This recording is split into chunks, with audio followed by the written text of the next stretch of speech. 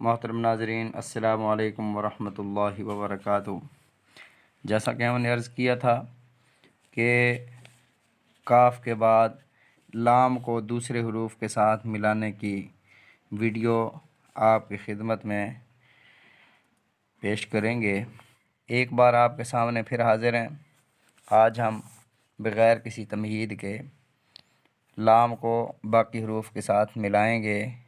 ये जैसे हम अलिफ़ लिखते हैं, लाम को भी सबसे पहले ऐसे लिखेंगे, लाम अलिफ़ ला।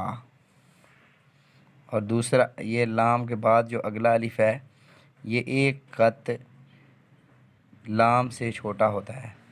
आप देख रहे हैं, ये देखें,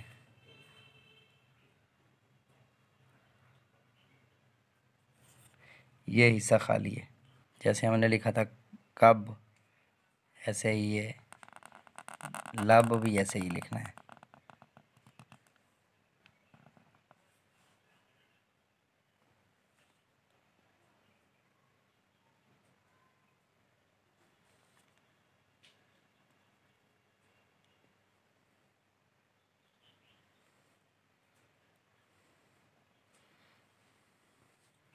ये काफ के साथ मिलता जुलता है।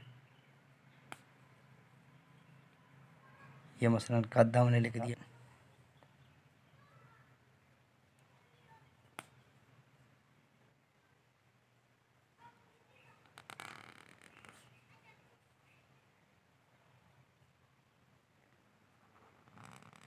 लस शीन और सीन, ये एक